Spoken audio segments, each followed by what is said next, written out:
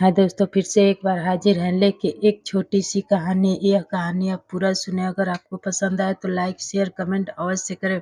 दोस्तों, एक बार एक बिज़नेसमैन बहुत ही बिज़नेस में लॉस होने के कारण वो बहुत दुखी रहता था। वो अपने दुःख का कारण उसे समझ में ही नहीं आता था कि कैसे क्या हो गया कि मेरा बिज़नेस इतना लॉस हो गया और मैं अब कहाँ जाऊँ?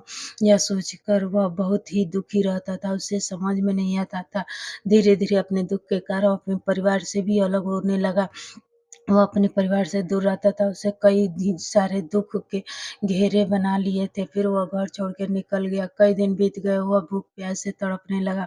फिर एक आदमी को देखा और उससे जाकर बोला कि भाई मुझे थोड़ा-सा रहने का शरण दे दो, मैं रात भर रुकूँगा फिर चला जाऊँगा। वो आदमी बोला कि भाई तुम्हें देख के नहीं लगता कि इस रात के अंधेरे में मैं क्या कर रहा हूँ? मैं तो दीवार में सुरंग बना रहा हूँ, क्योंकि मैं कोई आम आदमी नहीं हूँ, एक चोर हूँ। वह उसके दिन साथ 15 दिन रहे और खाए-पिए 15 दिन तक वह चोरी करता रहा। उसे कुछ समझ में नहीं आता, जब भी लौट के आता और उससे पूछा, "भाई कुछ मिला है?" वो कहता था कि, "नहीं, आज नहीं कल मिल जाएगा।" 15 दिन तक वह चोर कुछ भी नहीं चुरा सका था।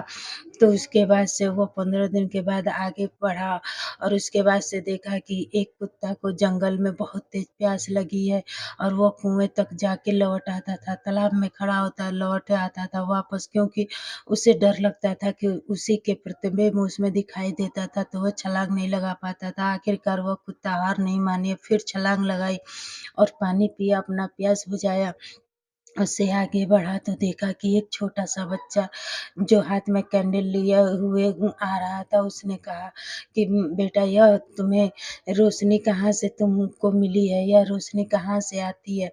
बच्चा ने उसे फूँक के बुझा दिया और बोला कि अब आप बताइए कि ये रोशनी कहाँ गई? वह आदमी के समझ में आ गया कि हार मानने वाला कभी कभी आगे नहीं बढ़ता है। तो दोस्तों, कभी हार नहीं मानना चाहिए। उन्हें उस व्यक्ति को 3 उसके गुरु मिले और तीनों गुरु की बात से थोड़ा-थोड़ा उसे ज्ञान करके बहुत सारा ज्ञान हो गया, क्योंकि उसे पता था कि वो चोर 15 दिन तक चोरी नहीं किया, फिर हार नहीं माना। वह कुत्ता आखिर में छलांग लगा के अपने और वह बच्चा रोशनी को ख़त्म कर दिया और बोला कि कहाँ गया? तो दोस्तों, कभी अपने आप को ज़्यादा ज्ञानवान नहीं समझना चाहिए और ना ही कभी उदास होना चाहिए। हमेशा